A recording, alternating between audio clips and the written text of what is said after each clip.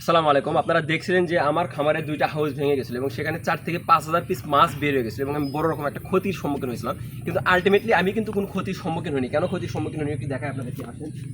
আমার মাছগুলো হাউস থেকে বের হয়েছে, বাট সেগুলো দূরে কোথাও চলে যায়নি। কেন দূরে কোথাও চলে যায়নি? আমার খামারে কিন্তু ধার দিয়ে কিন্তু একটা নেটের বেড়া দেওয়া আছে এবং আরেকটা বিশেষ একটা কারণ আমি আপনাদেরকে দেখাই, আসেন।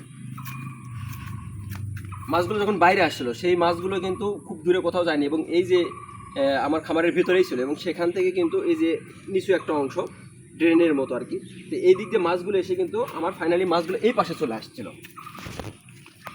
এবং এই পাশে আসার পরে মাছগুলো আলটিমেটলি এই যে দুইটা আপনার এটাকে কি বলে আর কি, গর্তর মতো যেটা দেখতে পাচ্ছেন, তো এখানেই মূলত মাছগুলো আসছিল এবং আমি এটা কিন্তু উন্মুক্ত থাকার কথা। এই জায়গাটা কিন্তু দেখেন একটু এই সাইড দিয়ে, এই জায়গাটা কিন্তু উন্মুক্ত থাকার কথা, কিন্তু উন্মুক্ত রাখিনি। কেন রাখিনি? আমি কিন্তু ওই সময় যখন এই গর্ত দুটা করছিলাম, আমি আসলে একটু অন্য চিন্তা ভাবনা থেকে করছিলাম যে আশেপাশে এই বর্ষাকালের কথা ভেবেই করছিলাম যে আমাদের আশেপাশে অনেক ছোট বাচ্চারা আছে যারা কিন্তু বর্ষাকালে পানিতে পড়ে বা ডোবা বা গর্তে এগুলোতে পড়ে কিন্তু মৃত্যুর কথা অনেক বেশি বেশি শোনা যায় এগুলো।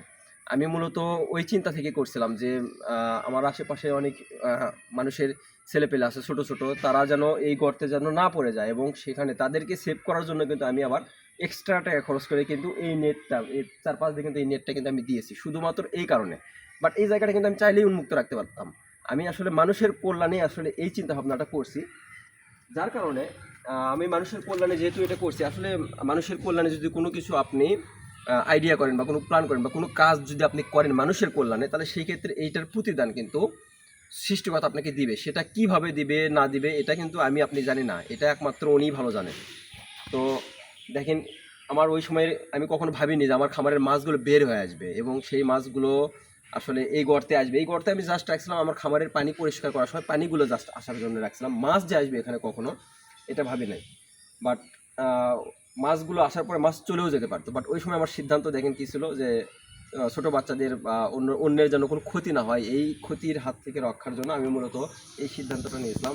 কিন্তু সৃষ্টিকর্তা ঠিক সেই সিদ্ধান্তের জন্য কিন্তু কী করলো, আমার কিন্তু আলটিমেটলি একটা উপকার হয়ে গেল। আমার মাছগুলো সব খামারে ৪ থেকে ৫,০০০ পিস মাছ আমার সবেই ২টা গর্তে আসছিলো এবং এখান থেকে আমি কিন্তু মাছগুলো উঠাইছি, হিউজ পরিমাণ মাছ উঠাইছি। মাছগুলো আবার যত জায়গায় রেখে দিয়েছি এবং সেখানেই মাছগুলো এখন আছে।